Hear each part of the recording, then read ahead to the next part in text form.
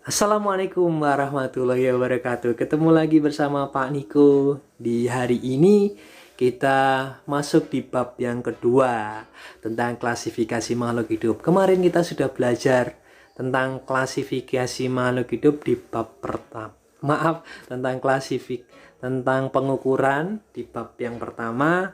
Dan sekarang ternyata dengan kita belajar tentang alam, objek alam sebagai sesuatu yang perlu kita teliti. Nah, akhirnya salah satunya adalah kita bisa mengkelompokkan makhluk hidup dengan cara mengklasifikasikan makhluk hidup. Nah, di bab ini kita akan belajar tentang ciri-ciri benda di sekitar kita, ciri-ciri makhluk hidup, dan bagaimana cara mengkelompokkannya atau mengklasifikasikannya.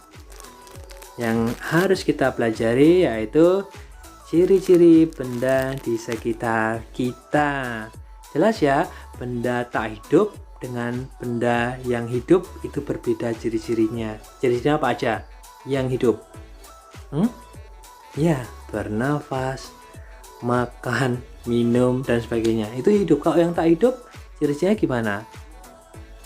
Oke, tidak bernafas, tidak minum. Oke, benar.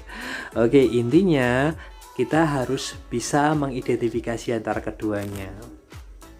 Nah, itu yang tadi ya.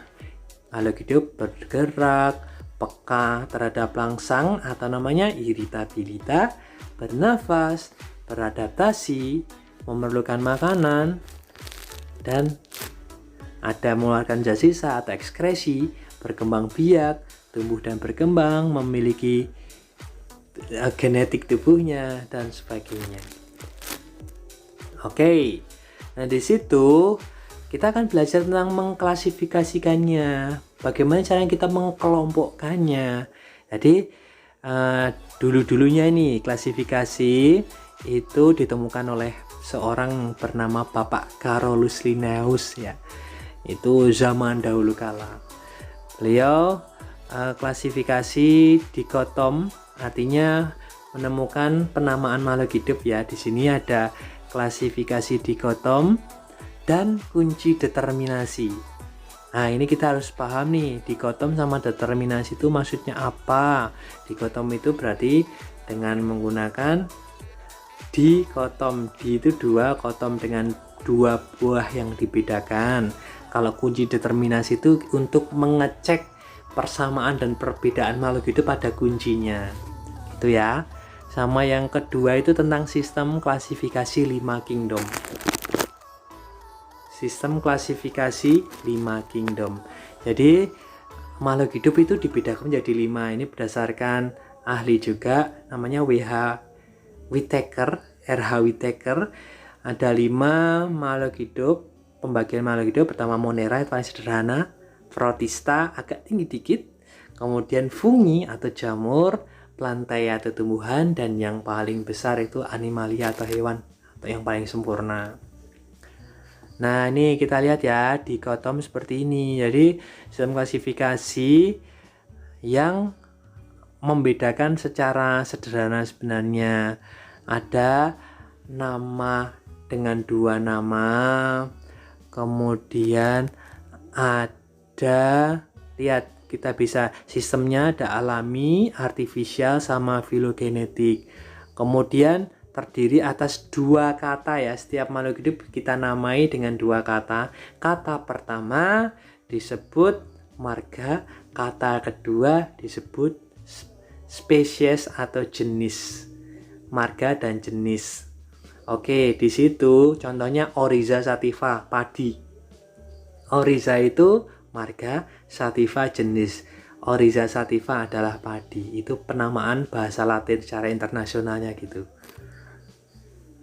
Kalau kunci determinasi ini ada 2 yang membedakan. Nah, kita lihat ya di sini.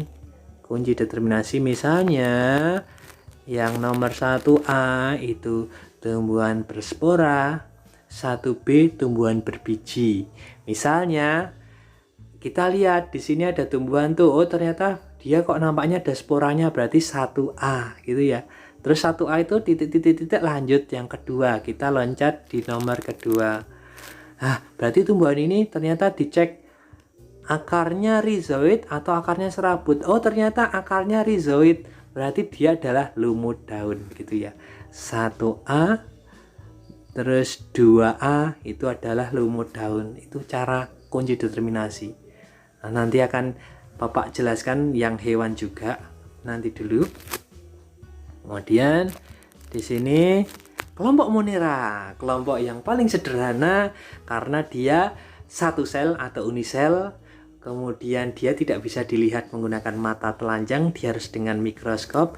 Monera ini paling sederhana karena inti selnya itu nggak ada. Inti selnya itu tidak terlihat, makanya dia disebut dengan prokariotik.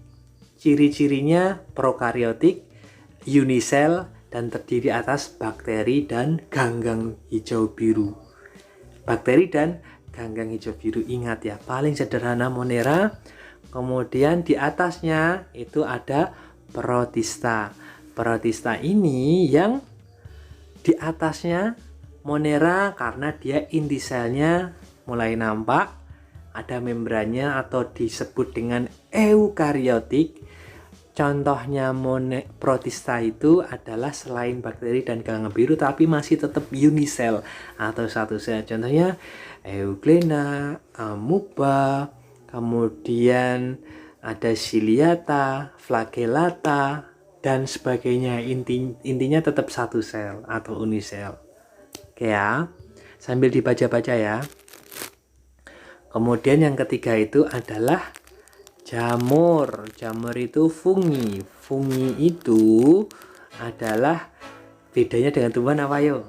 Ya, bedanya adalah jamur itu tidak punya klorofil sehingga sifatnya dia adalah mencari makanannya, tidak bisa membuat sendiri. Tapi dia menyedot atau memanfaatkan tubuh inangnya atau dia menempel di benda yang lain. Oke, atau disebut dengan saprofit. Di sini ada Zygomycotina, Ascomycotina, Basidiomycotina, dan Deuteromycotina. Yang jamur yang nempel di manusia, contohnya panu termasuk jamur, dia Deuteromycotina. Yang besar itu ada jamur payung dan sebagainya, itu masuk ke Basidium jamur. Kemudian plantae. Nah, ini tumbuhan, kita harus paham tumbuhan itu yang paling besar dibagi menjadi 3. Pertama adalah Bryophyta atau tumbuhan lumut, Pteridophyta, tumbuhan paku, dan Spermatophyta, tumbuhan berbiji atau tumbuhan tingkat tinggi. Lumut itu belum bisa dibedakan antara batang, akar, dan daun sehingga dia disebut dengan tumbuhan semu. Kalau paku atau Pteridophyta, dia mulai nampak perbedaan antara akar, batang, dan daun sehingga dia peralihan atau tengah-tengah. Dan Spermatophyta, ini tumbuhan tingkat tinggi, jelas perbedaan antara akar, batang, dan daunnya. Nah, ini seperti ini ya, jelas. Kemudian di sini untuk tumbuhan berbiji ada Angiospermae dan Gymnospermae, tertutup dan terbuka. Kalau yang tertutup ada monokotil dan dikotil. Kita akan nanti bahas lebih detail sendiri. Monokotil contohnya Oryza sativa atau padi. Dikotil contohnya Mangifera indica atau mangga. Oke, dan the last terakhir adalah kelompok animalia atau hewan. Ini jelas ya, ini sering banget ketika SD kita belajar tentang hewan. Nah, di SMP ini kita akan bagi menjadi 2, sesuatu yang harus kalian ketahui menjadi invertebrata dan vertebrata. In artinya tidak, berarti tidak bertulang belakang. Vertebrata itu bertulang belakang. Contohnya apa? Di gambar ada ubur-ubur dan gajah. Gajah itu yang bertulang belakang. Nah, invertebrata ini ada Pocoplane, Porifera coelenterata, Platyhelminthes, Nemathelminthes, kemudian Annelida, Mollusca, dan Echinodermata, serta Arthropoda. Itu ada siput, ada bintang laut, ada crustacea, ada kaki seribu, itu semua nggak ada tulang belakangnya. Kemudian yang vertebrata ada Pisces, ikan, amfibi yang hidup di 2 alam, reptilia, itu yang melata, aves yang burung, dan mamalia yang berambut. Oke ya. Nah, itulah yang bisa kita jelaskan hari ini. Sampai ketemu di bab yang ketiga. Terima kasih. Wassalamualaikum warahmatullahi wabarakatuh.